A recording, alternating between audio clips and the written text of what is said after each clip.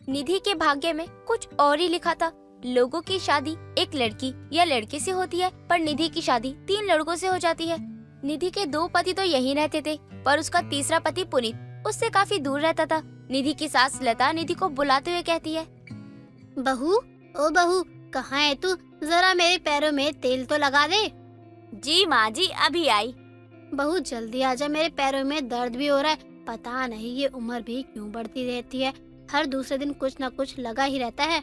माँ जी आप चिंता मत करो, मैं गरम तेल लगा दूंगी तो आपको नींद भी अच्छी आएगी और आपका दर्द भी कम हो जाएगा। बस थोड़ी देर रुक जाइए माँ जी, मैं अभी आती हूँ। निधि किसी का भी कहा नहीं टालती थी। अब क्या था, निधि अपनी सास के पास अपने हाथों में तेल लेकर जाती है और अपनी सास के पैरों में तेल लगाने लगती है। वो अपनी सास को तेल लगा ही रही होती है, तभी निधि का पहला पति प्रतीक उसको आवाज लगाता है, निधि मेरी टाई कहाँ है? मुझे ऑफिस के लिए देर हो रही है। जी अभी आई। माँ जी मैं अभी आती हूँ, अभी प्रतीक जी बुला रहे हैं, पहले उनका काम कर दूं। हाँ हाँ बहू, कोई बात नहीं। ये देखिए, ये रही आपकी टाई। आपका ध्यान कहाँ रहता है? अब हटिए, माँ जी को तेल लगाना है। मत जाओ ना, मुझे पता था कि टाई कहाँ रखी है, पर माँ जी के सामने मैं तुम्हें बुला नहीं सकता था, बस इसलिए मैंने तुम्हें बुलाने का बहाना बनाया। ये क्या है प्रतीक जी, आपको पता है ना माँ जी के पैरों की मालिश करनी है मुझे। और तुम्हें पता है कि मैं कितनी मुश्किल से तुमसे दूर रहता हूँ। इतना अच्छा मौका मिला है, अब भी तुम बातों में ही खो दोगी। प्रतीक निधि के करीब जाने लगता है, पर ये सब कुछ निधि का दूसरा पति चिराग देख लेता है। उसको ये सब बिल्कुल भी अच्छा नहीं लगता और वो उसके दरवाजे को नॉक करते हुए बोलता है, निधि। जी चिराग जी। वो मुझे तुमसे कुछ काम है, अगर तुम 2 मिनट के लिए फ्री हो तो क्या तुम मेरे साथ कमरे में आ सकती हो? भैया मैं अभी निधि को अपने साथ ले जा रहा हूँ, निधि चलो। चिराग अब निधि को अपने साथ अपने कमरे में ले जाता है और उससे बोलता है, निधि एक बात बताओ, तुम ज़्यादातर भैया के साथ ही क्यों रहती हो? क्या तुम भूल गई हो कि मैं भी तुम्हारा पति ही हूँ? तुम भैया की हर छोटी छोटी चीज़ों पर ध्यान रखती हो, पर मेरा नहीं। मैं अपनी चीज़ों का ध्यान खुद ही रखता हूँ। नहीं चिराग जी, ऐसा कुछ नहीं है। अब आपको तो पता है ना प्रतीक जी कितने लापरवाह हैं। हाँ तो अगर वो लापरवाह है तो इसका मतलब क्या, तुम उनके साथ ही रहोगी? नहीं ना। अरे मैं भी तो हूँ ना, मेरा भी मन करता है तुम्हारे साथ समय बिताने का, मेरी भी सोचो। चिराग जी आप चिंता मत कीजिए, आज शाम को मैं काम जल्दी खत्म कर लूंगी, उसके बाद मैं और आप आज बाहर चलेंगे। अब ठीक है? अब ठीक है, चलो अब इसी बात पर एक किस दो। चिराग की बात सुनकर निधि शर्मा जाती है और उसको गालों पर किस कर वहाँ से चली जाती है और अपनी सास के पास आकर अपनी सास के पैरों में तेल लगाना दोबारा से शुरू कर देती है। अपनी बहू को इतनी देर से आता हुआ देख लता अपनी बहू से बोलती है, बहू तुझे इतना समय क्यों लग गया आने में? बड़ी देर हो गई तुझे।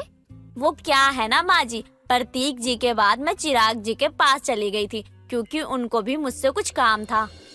निधि अपने घर का काम खत्म करके चिराग के साथ बाहर जाने के लिए तैयार हो जाती है।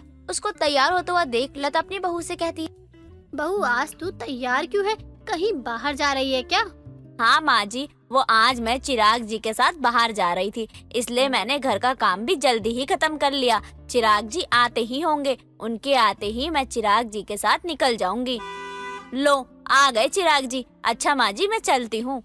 इतना बोलकर निधि वहाँ से चली जाती है, पर निधि के चेहरे की ये खुशी देख लता खुद से बोलती है, मैं कितनी बुरी हूँ। मेरे बेटे के ऊपर आए संकट की वजह से मैंने इसकी शादी अपने तीनों बेटे से करवा दी। मैं जानती हूँ कि मेरी बहू इन तीनों से शादी करके जरा भी खुश नहीं है, लेकिन फिर भी वो इन तीनों के साथ अपना रिश्ता बखूबी निभा रही है। हे भगवान, हो सके तो मुझे माफ कर देना। लता खुद से बात कर ही रही थी, तभी उसका बड़ा बेटा प्रतीक घर आ जाता है, जिसके बाद वो अपनी माँ से बोलता है, माँ घर में कोई दिख क्यों नहीं रहा है? निधि कहाँ गई? बेटा निधि आज चिराग के साथ बाहर गई है। पर क्यों माँ, आपने उसे क्यों जाने दिया? आपको पता है ना कि मेरे सारे सामान वही रखती है, अब मैं कैसे ढूंढूंगा? जब से तुम तीनों से शादी हुई है तब से वो कहीं भी बाहर नहीं गई, इसीलिए आज वो चिराग के साथ बाहर गई है। और क्या हुआ अगर चिराग के साथ बाहर चली गई तो? वो भी तो उसका पति है ना, उसका भी तो हक बनता है। मुझे तो कभी कभी लगता है कि मैंने शादी तुम तीनों से करवाकर बहुत बड़ा गुनाह कर दिया। अगर तुम तीनों मांगलिक न होते तो मैं तुम तीनों की शादी एक लड़की से कभी न करवाती। क्या मांगलिक? मैं ये क्या बोल रही हो आप? हाँ बेटा, मैं सही बोल रही हूँ। तुम तीनों भाई मांगलिक थे, पंडित जी ने मुझे बताया था कि जब मैं एक मांगलिक लड़की से तुम तीनों की शादी करवा दूंगी तब तुम तीनों के सर के ऊपर से संकट चला जाएगा और तुम तीनों की जान बच जाएगी। लेकिन मुझे कोई भी लड़की मांगलिक नहीं मिली थी। बहुत देखने पर मुझे निधि बहू मिली और जैसा कि तुम्हें पता है कि निधि के पिता बहुत गरीब है, बस इसीलिए मैंने तुम तीनों की शादी इससे करवा दी और उसके घर वाले भी मान गए थे। यूं ही समय गुजरता है पर चिराग और प्रतीक की जलन खत्म नहीं होती और कुछ ही दिनों बाद पुनीत भी अपने घर आ जाता है। पुनीत को देख निधि काफी खुश होती है और वो उसके गले लग जाती है। पुनीत और निधि को एक साथ देखकर फिर एक बार चिराग और प्रतीक पुनीत से जलने लगते हैं, पर वो कुछ नहीं बोलते क्योंकि पुनीत अभी आया था। पुनीत को देख लता भी अब खुश होती है और उससे बोलती है, अरे वाह रे बेटा, आखिरकार आ ही गया। हाँ माँ, मैं आ गया और आपको पता है अब मैं कहीं नहीं जाऊंगा। मैं अपनी निधि के साथ अब यहीं रहूंगा क्योंकि मैंने अपनी शिफ्टिंग यहीं करवा ली। क्यों निधि, सही किया ना मैंने? हाँ हाँ पुनीत जी। माँ, मैं निधि को लेकर बाहर जा रहा हूँ घूमने। पर क्यों? तुम निधि को कहीं नहीं ले जा रहे हो। निधि यहीं रहेगी इसी घर में। क्यों भैया, ये क्यों नहीं जाएगी मेरे साथ? हाँ, शायद आप दोनों भूल गए हो कि ये बस आपकी पत्नी नहीं मेरी भी पत्नी है, तो मैं इसको अपने साथ कहीं भी लेकर जा सकता हूँ, इसके साथ कहीं भी घूम सकता हूँ और आप दोनों बीच में ना बोले तो ज्यादा अच्छा होगा। एक बात बताओ, एक दूसरे से इतना जलते क्यों आप लोग? हमेशा एक दूसरे से जलते हो, एक दूसरे को नीचा दिखाते रहते हो। आप लोग चाहते क्या हो ये बता दो मुझे। हमेशा अपने बारे में सोचते हो आप लोग। एक बार निधि के बारे में सोच के देखो कि वो बेचारी क्या चाहती है आप लोगों से। लेकिन नहीं, आप लोग अपने ईगो से बाहर निकलोगे तभी तो उसकी खुशियाँ देखोगे। वो आप लोगों के लिए कितना कुछ करती है, आपको वो दिखाई नहीं देता? पुनीत जी मैं ठीक हूँ। नहीं बहू, पुनीत बिल्कुल सही कह रहा है। अरे कभी भी इन लोगों ने तेरी खुशी के बारे में नहीं सोचा। ये हमेशा से अपने बारे में ही सोचते थे और लड़ते आए हैं। कभी नहीं सोचा कि मेरी बहू अपने 3 पतियों को कैसे संभालती होगी। माँ जी मैं खुश हूँ, ये सब जैसे भी हो पर है तो मेरे पति ही ना। मेरी किस्मत में एक पति का प्यार नहीं बल्कि 3 पतियों का प्यार लिखा था, तभी तो मेरी शादी इनसे हुई। तो मैं खुद को बहुत ही भाग्यशाली समझती हूँ कि मुझे इतने प्यार करने वाले पति मिले हैं। देखा आप दोनों ने, आप दोनों इस पे अपना हक जमाते हो और ये आप दोनों से प्यार करती है। ये हम तीनों से प्यार करती है, हम तीनों की पत्नी है। इसका मतलब ये नहीं है कि हम एक दूसरे से जले, लड़े और मरे। भैया बचपन से आज तक हम लोग हर चीज बांटते रहे एक दूसरे के साथ। और देखिए ना क्या लिखा था हमारी किस्मत में, हमारी एक ही पत्नी है और हम तीनों को पत्नी बांटनी पड़ रही है। पुनीत जो समझाना चाह रहा था प्रतीक और चिराग अब वो कुछ समझ जाते हैं। इस तरह से निधि अपने 3 पति और अपनी सास के साथ खुशी खुशी रहने लगती है। सुमन अपनी दोस्त मधु के साथ बाजार कुछ सामान लेने के लिए गई थी और वहां जाकर वो मधु से कहती है, यार मधु, कब तक हम ऐसे ही यहाँ से वहाँ सामान लेने के लिए घूमते रहेंगे? मुझे तो बड़ी तेज भूख लग रही है। चलना, चलकर कुछ खाते हैं। तू कितनी भुक्कड़ है, अभी तो हमने छोले भटूरे खाए थे, तुझे फिर भी भूख लग गई। क्या करूँ यार, इतनी देर से चलते चलते सारा खाना पच गया, इसलिए फिर से भूख लग रही है। चलना कुछ खाते हैं। तुझे अपने साथ लाकर मैंने सबसे बड़ी गलती कर दी। इससे अच्छा तो मैं अकेले ही आ जाती। मधु यार, अब ज्यादा ड्रामे मत कर, चल कुछ खाते हैं वरना मैं यहाँ सड़क पर ही बेहोश हो जाऊंगी। ठीक है, चल अब जल्दी से कुछ खाकर बाकी का सामान लेंगे और घर चलेंगे। इतना कहकर अब दोनों दोस्त सामने खड़े एक पानी पूरी वाले के पास जाते हैं और पानी पूरी खाते हैं। तभी सुमन देखती है कि पानी पूरी वाला एक आदमी को कचौड़ी दे रहा था जिसमें कुछ था और ऊपर से बहुत सारी दही भी थी। ये देखकर सुमन मधु से कहती है, अरे मधु, ये बताओ वो जो आदमी खा रहा है वो क्या है? कि ये दही बल्ले हैं या फिर ये सबसे बड़ी पानी पूरी है? क्या कहा? तुझे नहीं पता ये क्या है? अरे पागल, ये राज कचौड़ी है। इसके अंदर दही भल्ले, आलू, चने और बहुत कुछ डाला जाता है। खाने में भी बहुत अच्छी होती है। ऐसा है क्या? अंकल, मुझे भी एक राज कचौड़ी देना, मैं भी एक बार खाना चाहती हूँ ये राज कचौड़ी। सुमन की बात सुनकर वो पानी पूरी वाला सुमन को एक राज कचौरी बनाकर दे देता है जिसमें कि वो काफी सारी चीजें डालता है। ये राज कचौरी खाकर सुमन कहती है, अरे वाह, मुझे तो ये राज कचौरी बहुत पसंद आई। मैंने आज तक इतनी अच्छी कचौड़ी कभी नहीं खाई। इसमें कितना अच्छा मसाला है, नमकीन, खट्टा, मीठा, सारा स्वाद इसी में मिक्स है। और मेरे तो दिल को ठंडक पड़ गई। पड़ गई ना तेरे दिल को ठंडक? तो चले यहाँ से, या फिर यहीं रहकर तुझे अपने दिल को ठंडक ही देनी है? अरे रुक तो जा, पहले ये राज कचौरी खत्म कर लूँ मैं। तू खत्म करती रहे इस राज कचौड़ी को। मैं तो जा रही हूँ घर, मुझे देर हो रही है। तू आते रहना बाद में। अच्छा रुक ना, बात बात पर गुस्सा करती रहती है। इतना कहकर अब वहाँ से दोनों सहेलियाँ अपने घर चली जाती हैं। ऐसे ही कुछ दिन और बीत जाते हैं। सुमन एक बार फिर से बाजार जाती है राज कचौरी खाने के लिए, लेकिन उस दिन वहाँ पर पानी पूरी वाला नहीं आया था, इसीलिए उसे राज कचौरी नहीं मिलती। वो घर लौट आती है। इस बात से वो उदास थी। तभी उसकी माँ रीना वहाँ आती है और कहती है, सुमन, सर पर हाथ रखकर तो ऐसे बैठी हुई है जैसे तेरा कोई मर गया हो। माँ मरा तो कोई नहीं है, लेकिन जो चीज मैं लेने गई थी वह मुझे नहीं मिली बाजार में। ऐसा क्या लेने गई थी तू जो तुझे मिला नहीं? माँ उस दिन मैं और मधु बाजार गए थे तो हमने वहाँ पर राज कचौरी खाई थी, लेकिन जब आज मैं दोबारा वहाँ गई तो मुझे राज कचौरी नहीं मिली। बहुत मन कर रहा था खाने का। बस इतनी सी बात? जरूरी नहीं है कि राज कचौड़ी जाकर ही बाहर खाएं, घर पर भी तो बना सकती है ना। लेकिन ना मुझे राज कचौरी नहीं आती बनानी। तेरे हाथ में फोन किस लिए है? यूट्यूब पर रेसिपी देख ले और बना ले राज कचौड़ी, उसमें कौन सी बड़ी बात है।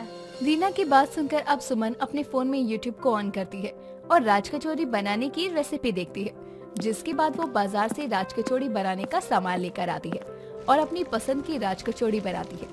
ऐसे ही कुछ दिन और बीत जाते हैं और जब भी सुमन को कुछ अच्छा खाने का मन करता तो वो अपने लिए राज कचौरी बना लिया करती।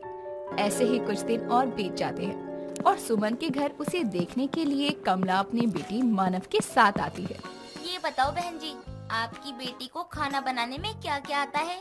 बहन जी, आता तो बहुत कुछ है, लेकिन ये राज कचौड़ी बहुत अच्छी बना लेती है और आज इसने आप सबके लिए राज कचौड़ी बनाई है। अच्छा, मैंने सुना है राज कचौड़ी बहुत महंगी होती है और लगता है कि आपकी बेटी भी राज कचौड़ी खाने की शौकीन है। हाँ बहन जी, आप बिल्कुल सही कह रही हैं। मेरी बेटी जितना खाना खाने की शौकीन है उतना ही अच्छा खाना बना भी लेती है। ये तो अच्छी बात है। हर सास यही चाहेगी कि उसकी बहू को अच्छा खाना बनाना आए। अरे आप एक बार ये राज कचौड़ी खा कर तो देखिए। अरे वाह, ये तो सच में बहुत अच्छी बनी है। सच कहूँ तो आपकी बेटी के हाथों में तो जादू है, जादू। कमला सुमन की हाथ की राज कचौड़ी खाकर खुश थी और उसे सुमन अपने बेटे के लिए पसंद भी थी, इसीलिए वो अपने बेटे का रिश्ता सुमन से तय कर देती है। कुछ समय बाद सुमन और मानव की शादी हो जाती है। शादी के बाद सुमन के ससुराल में उसकी रसोई और मुंह दिखाई का पहला दिन था, इसीलिए कमला अपनी बहू सुमन से कहती है, बहू, आज तेरा ससुराल में पहला दिन है, तो मैंने मोहल्ले की सभी औरतों को बुलाया है तेरी मुंह दिखाई और पहली रसोई की रस्म के लिए। तो तुझे जो सबसे अच्छा बनाना आता है ना, मेहमानों के लिए तो वही बना देना।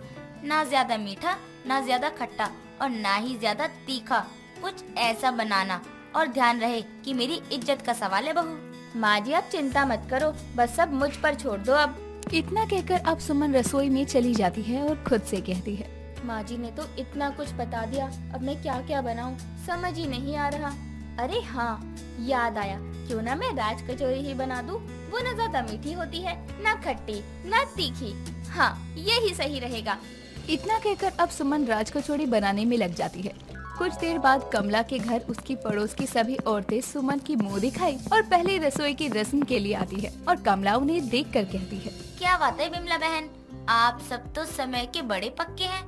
बिल्कुल सही समय पर आई हैं आप सब। जी हाँ कमला बहन, वो क्या है ना, मैं हमेशा समय से आगे चलती हूँ और आप तो हमारी पुरानी पड़ोसन हैं। भला आपके घर हम लेट कैसे आ सकते थे? हाँ, ये बात भी सही है आपकी। चलिए आप सब अंदर बैठिए, मैं अपनी बहू को बुला कर लाती हूँ। कमला इतना कहकर अब किचन में जाती है और किचन में बहुत सारी राज कचौड़ी देखकर अपनी बहू से कहती है, सुमन, ये सब क्या है? तुम्हें तो मैंने सबके लिए खाना बनाने के लिए कहा था और तुमने ये राज कचौरी बना दी। माँ जी, आपने जो जो कहा था मैंने वैसे ही बनाया है। अब चिंता मत कीजिए, देखना सबको ये राज कचौरी बहुत पसंद आएगी। देख ले बहू, अगर मेरी जरा भी बेइज्जती हुई तो मैं तुझे कभी माफ नहीं करूँगी। माँ जी आप चिंता मत कीजिए, सब ठीक होगा। इतना कहकर अब वो दोनों बाहर चली जाती हैं और सुमन सबके सामने राज कचौड़ी रख देती है, जिन्हें देखकर विमला कहती है, अरे कमला बहन, लगता है आपकी बहू को कुछ बनाना नहीं आता है, इसलिए आपकी बहू ने बाजार से राज कचौड़ी मंगाई है। आंटी जी ऐसा कुछ नहीं है, ये सब राज कचौरी मैंने खुद अपने हाथों से बनाई है। आप एक बार खाकर तो देखिए। राज कचौड़ी को बनाना हलवा समझा है क्या? इतनी भी आसान नहीं होती है ये। आंटी जी आप एक बार मेरे हाथ की राज कचौरी खा कर तो देखो, फिर आप मुझे बताना कि ये कैसी है। इतना कहकर अब सुमन विमला को राज कचौड़ी देती है और एक एक करके सभी सुमन के हाथों की बनी राज कचौड़ी खाते हैं। सभी लोगों को उसके हाथों की राज कचौड़ी बहुत पसंद आती है और तभी विमला कहती है, अरे वाह, सच में सुमन बहू, तेरे हाथ की बनी राज कचौड़ी बहुत ही अच्छी है। मुझे तो लगा था कि तुमने ये बाजार से मंगाई है, लेकिन इसका टेस्ट तो बाजार की राज कचौड़ी से भी ज्यादा अच्छा है। मैंने कहा था ना, मेरी बहू राज कचौड़ी की शौकीन है और इसे बहुत अच्छी राज कचौड़ी बनानी आती है। तो कमला बहन, तुम एक काम क्यों नहीं करती? अपनी बहू की एक राज कचौड़ी की दुकान क्यों नहीं खुलवा देती हो? सच कह रही हूँ कमला बहन, बहुत जल्दी तुम्हारी बहू फेमस हो जाएगी।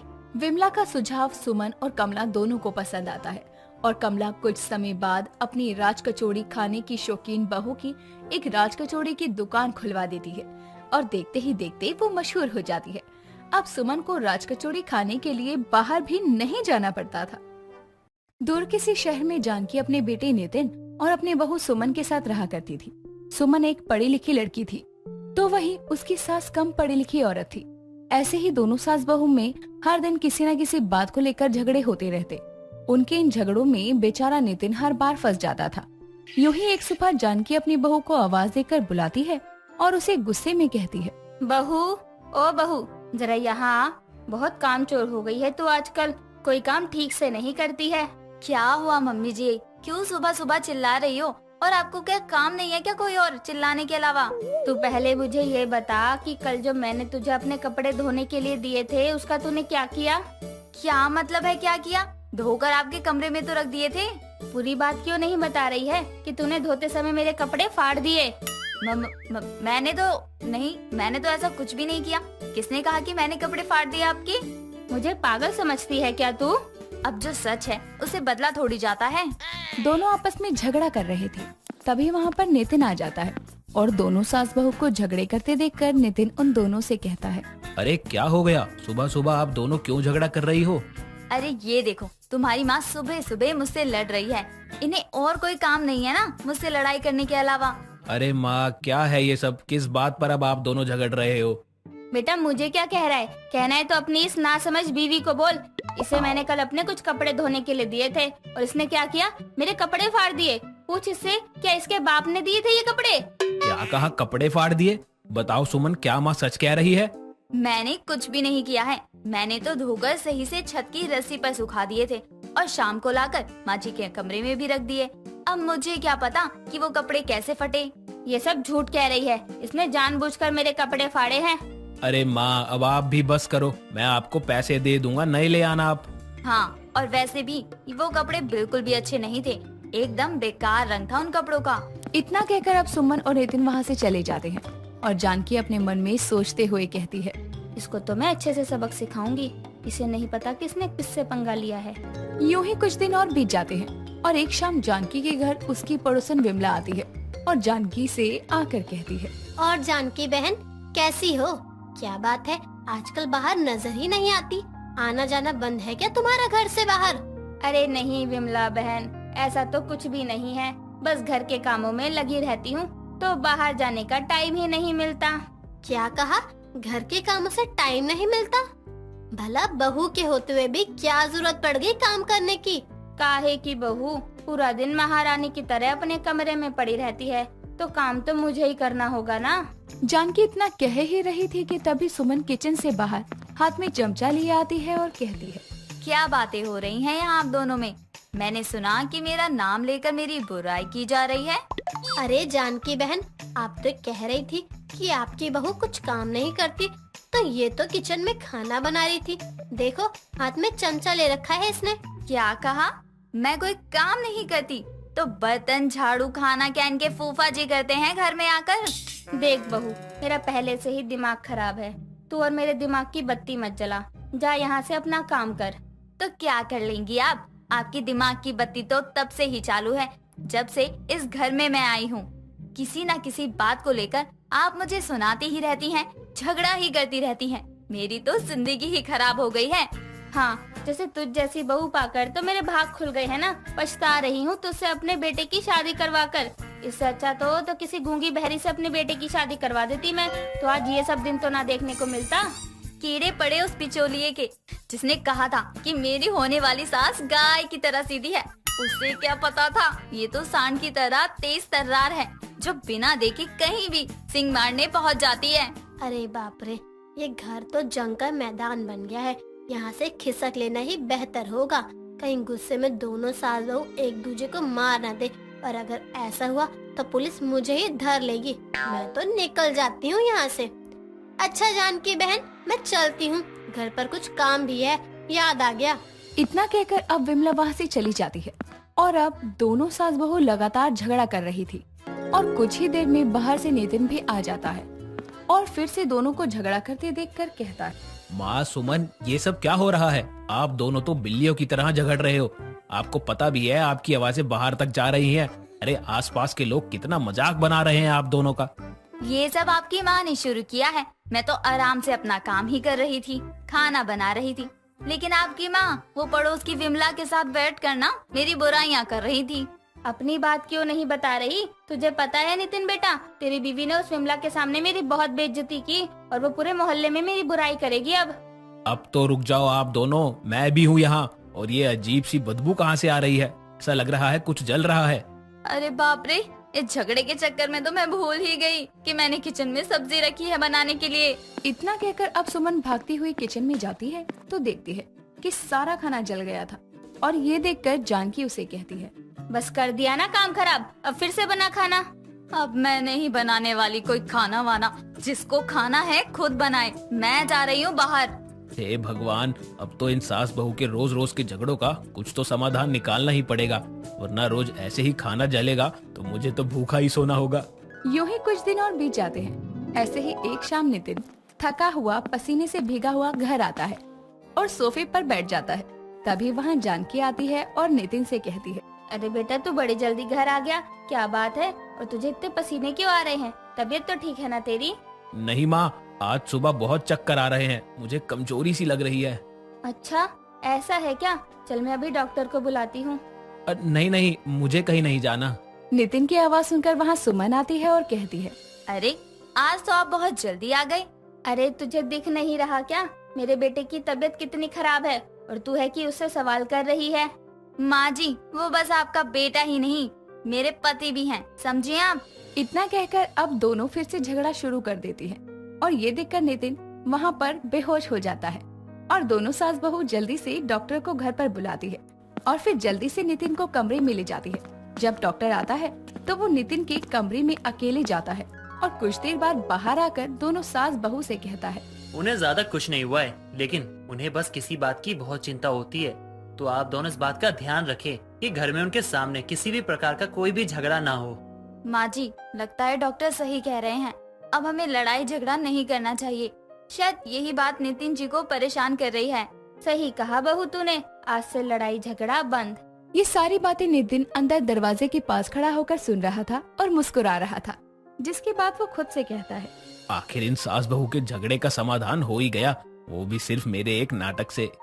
कांता अपने घर में अपनी बेटी के साथ बैठकर टीवी देख रही थी कि तभी टीवी पर एक नमक का एड आता है, जिसमें बच्चा कहता है, अरे वाह माँ, आज तो खाना बहुत ही अच्छा बना है। क्योंकि मैंने इसमें पुष्पा नमक डाला है। जी हाँ, आयोडीन पुष्पा नमक आपके खाने का स्वाद बनाए रखे और आपकी फैमिली को भी सुरक्षित रखे।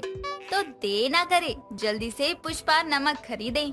इस एड को देखकर कांता अपने बेटे से कहती है, अरे बेटा सुधीर, देख तो ये लड़की कितनी गोरी और सुंदर है, बिल्कुल सफेद नमक की तरह। मैं तो चाहती हूँ कि मेरी बहू भी बिल्कुल ऐसी ही हो। कितनी प्यारी है ये। अरे माँ, इस जैसी को क्यों, आप इसे ही अपनी बहू क्यों नहीं बना लेती? हाँ, वैसे ये आइडिया बुरा नहीं है। ये लड़की मेरे घर की बहू बने, इससे अच्छा आइडिया और क्या ही होगा। अरे माँ, आप भी ना कुछ भी कहती हैं। ये एक एड वाली लड़की है, इसे तो मुझसे भी अच्छा लड़का मिलेगा, और भला ये मुझसे शादी करेगी भी तो क्यों? अरे तो तुझ में कौन सा कोई कमी है? कितना तो स्मार्ट है मेरा बेटा। माँ, आप यहाँ बैठकर इसे अपनी बहू बनाने के सपने देखती रहो, मैं जा रहा हूँ काम पर। इतना कहकर अब सुधीर अपने काम के लिए निकल जाता है और यहाँ सुधीर की माँ ने ठान लिया था कि अब वो नीलम को ही अपनी बहू के रूप में देखना चाहती है। ऐसे ही कुछ दिन और बीत जाते हैं। यहाँ कांता नीलम को अपनी बहू बनाने की सोच रही थी वहीं दूसरी ओर नीलम की अचानक से तबीयत खराब हो जाती है और वो डॉक्टर के पास जाकर अपना चेकअप करवाती है, जहां उसे पता चलता है कि उसे बीपी की दिक्कत है, जिससे कि उसे बहुत कमजोरी होती थी कि तभी उसे डॉक्टर कम नमक खाने की सलाह देते हैं।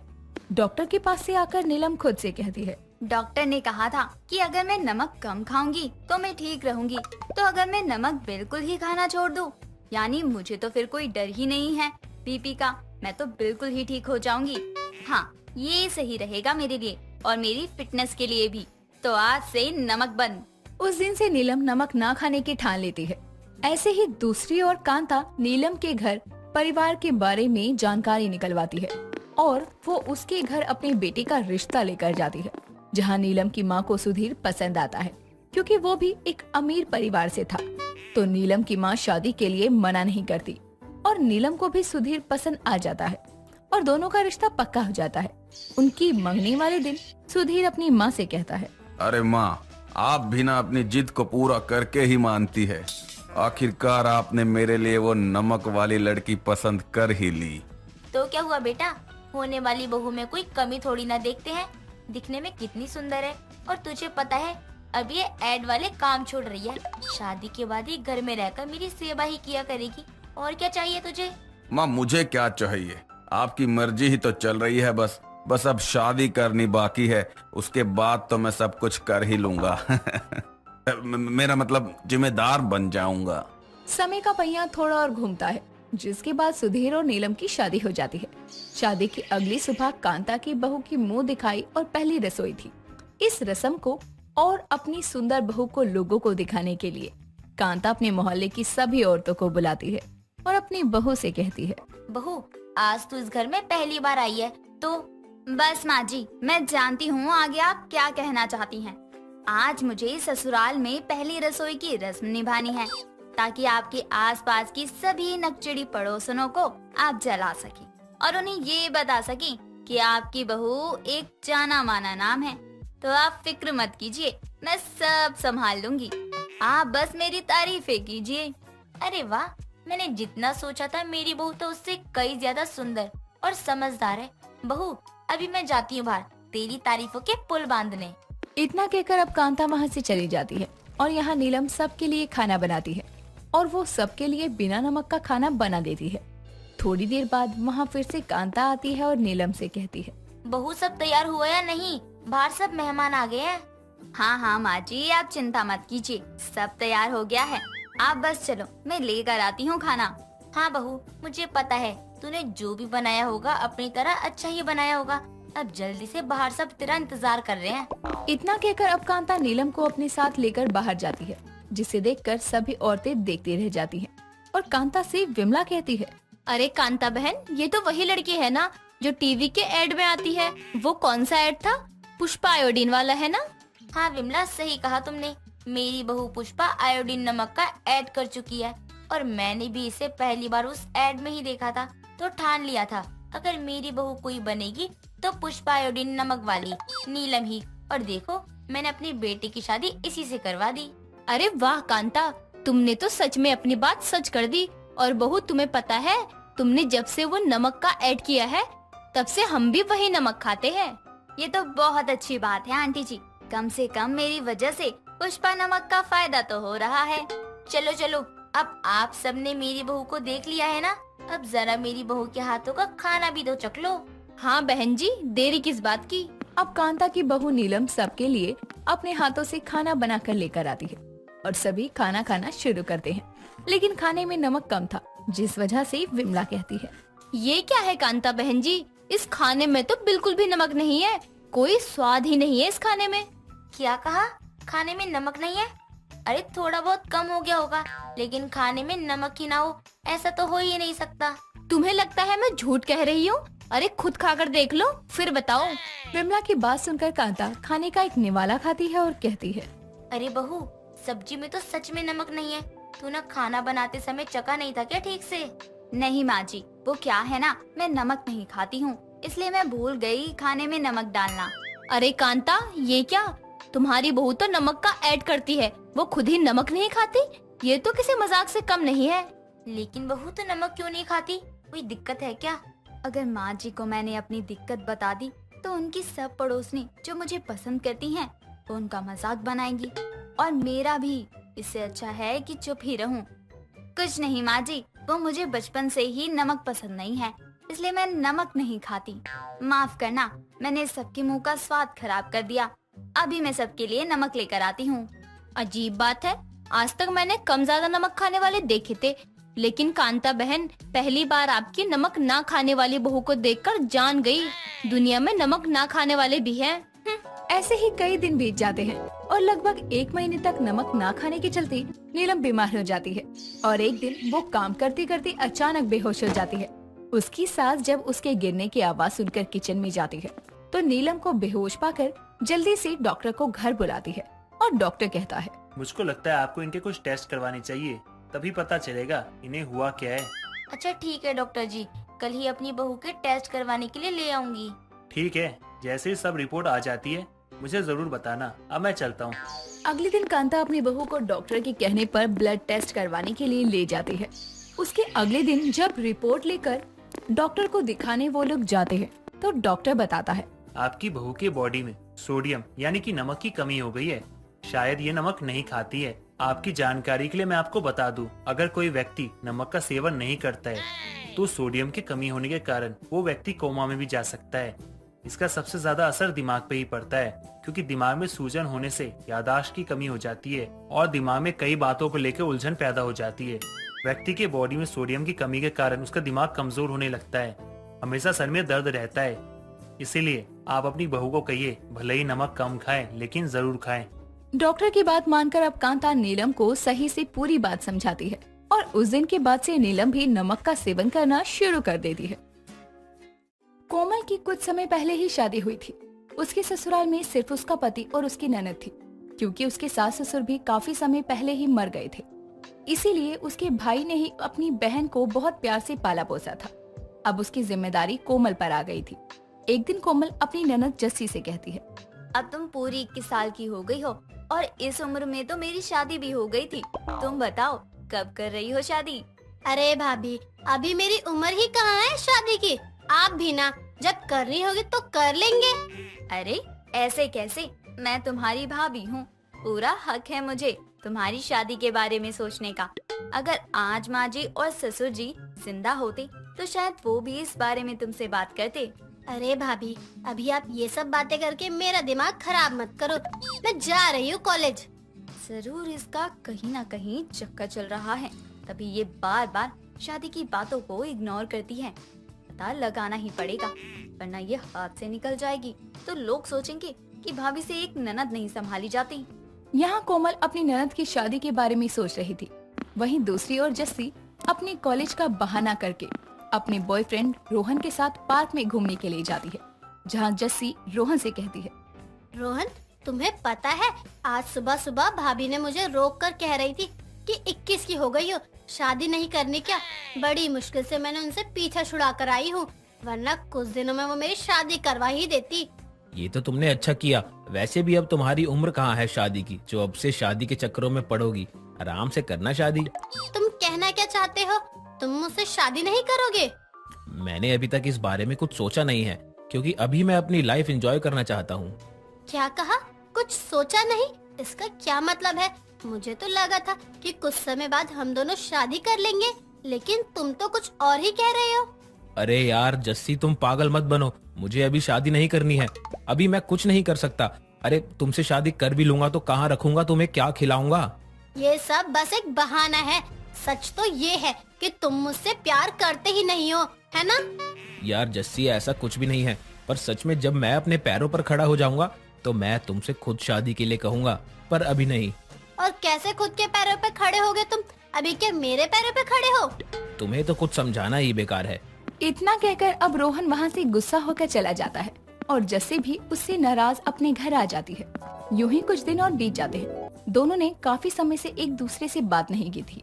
फिर खुद सामने से रोहन जस्सी को मैसेज करता है और माफी मांगता है। उस रात घर पर सिर्फ कोमल थी और कोमल जस्सी के कमरे में आकर कहती है, सुनो जस्सी, आज तुम्हारे भैया घर नहीं आएंगे तो आज रात तुम मेरे कमरे में ही सो जाना। ठीक है भाभी। अब जस्सी अपनी भाभी के कमरे में सोने के लिए चली जाती है, जिसके बाद रोहन से वो मैसेज पर बातें करती है और रात ज्यादा होने पर कोमल जस्सी से कहती है, अरे जस्सी लाइट ऑफ कर दो, मुझे नींद नहीं आती जब लाइट ऑन होती है तो। ठीक है भाभी। और एक बात बताओ, तुम इतनी रात को किससे बातें कर रही हो ये मैसेज भेजकर? वो भाभी मेरी एक बहुत अच्छी दोस्त है, उसी से बात कर रही हूँ। ज्यादा देर तक किसी से बातें मत किया करो और सो जाओ अब। हाँ बस जा रही हूँ सोने, अब सो जाओ। जस्सी इतना कहकर फिर से रोहन से बात करने लगती है।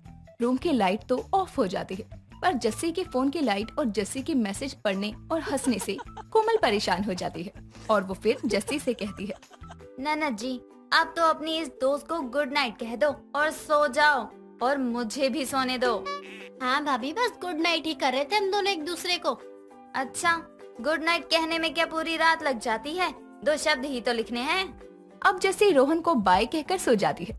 यूं ही कुछ दिन और बीत जाते हैं। एक दिन जस्सी की भाभी कोमल रोहन और जस्सी को मिलते हुए और बात करते हुए देख लेती है और जब जस्सी घर वापस आती है तो वो उससे पूछते हुए कहती है, जस्सी सच सच बताना, सुबह जिस लड़की के साथ तुम घूम रही थी वो तुम्हारा बॉयफ्रेंड था ना?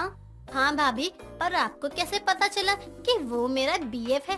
भाभी प्लीज आप भैया को मत बताना, वरना वो मेरा घर से बाहर जाना ही बंद कर देंगे। मैं रोहन से सच में बहुत प्यार करती हूँ। ठीक है, उसके बारे में मैं नहीं बताऊंगी तुम्हारे भैया को, लेकिन तुम्हारा जो ये बॉयफ्रेंड है ना वो ठीक नहीं है। मैंने उसे कई बार किसी और लड़की के साथ भी घूमते देखा है।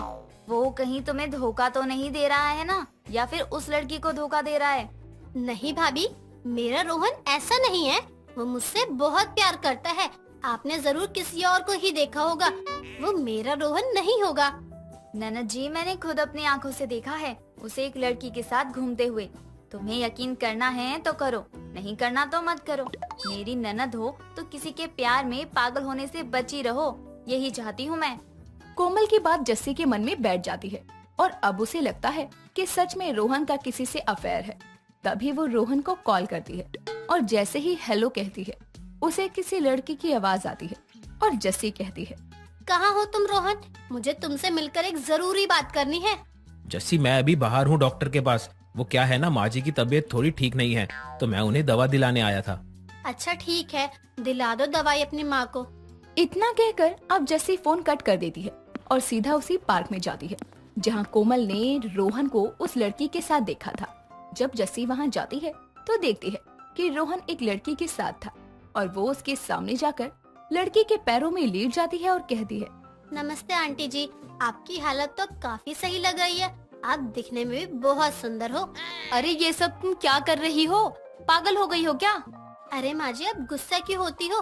मैं आपके बेटे की होने वाली बीवी हूँ और अभी गर्लफ्रेंड हूँ। अरे कौन सा बेटा, कौन सी बहू? मैं अभी कुंवारी हूँ, पागल हो क्या तुम? रोहन तुमने तो कहा था कि ये तुम्हारी मम्मी है जिसे दवा दिलाने तुम जा रहे थे, लेकिन ये क्या, ये तो मना कर रही है, मतलब कि तुम मुझे धोखा दे रहे थे। अरे जैसा तुम सोच रही हो जस्सी वैसा कुछ भी नहीं है। रुको मेरी बात ध्यान से सुनो। अब मुझे कुछ नहीं सुनना, अब तुम्हें मैं बताती हूँ प्यार में पागल कैसे होते हैं। अरे ओ अकल से पैदल, ये मेरी बहन है, एक बार में बात समझ नहीं आती क्या? अगर कहता बहन के साथ हूँ तो भी तुम यकीन नहीं करती, इसलिए कहा माँ के साथ हूँ। तभी वहाँ पर जस्सी की भाभी कोमल आ जाती है और कहती है, क्या हुआ यहाँ पर? ये सब क्या हो रहा है? आप जस्सी की भाभी है ना, आप अपनी इस प्यार में पागल नंद को यहाँ से ले जाओ और कह दो इसे कि दोबारा मुझे शक्ल ना दिखाए यहाँ। अरे मुझ पर शक ही करना है तो भूल जाओ मुझे, और हाँ आज से हमारा रिश्ता खत्म। इतना कहकर अब रोहन वहाँ से चला जाता है और रोहन की ये सब बातें सुनकर जस्सी रोने लगती है। उसे महसूस होता है कि उसने रोहन पर शक करने की गलती की। कुछ दिनों बाद कोई उसे बताता है कि रोहन शादी कर रहा है। ये बात सुनकर जस्सी उससे माफी मांगने के लिए एक बड़े से ट्रक में डीजे बजाती है और अपनी गलती की माफी मांगती है और उसके घर के बाहर बहुत हंगामा करती है। जब रोहन को ये सब पता चलता है तो वो उससे कहता है, अरे पागल, शादी मेरी नहीं मेरी बहन की है। तुम्हें क्या लगता है जो लड़की मेरे प्यार में इतनी ज्यादा पागल है मेरे लिए कुछ भी कर सकती है? अरे मैं उसे इतनी सी बात के लिए छोड़ दूंगा? कभी नहीं। रोहन की बात सुनकर जस्सी खुश हो जाती है और जस्सी की भाभी भी अपनी ननद का पागल वाला प्यार देखकर उसकी शादी रोहन से ही करवाती है। दोस्तों अगर आपको ये कहानी पसंद आई तो इसे लाइक करें, शेयर करें और कमेंट करके बताएं कि कहानी में आपको सबसे अच्छा क्या लगा।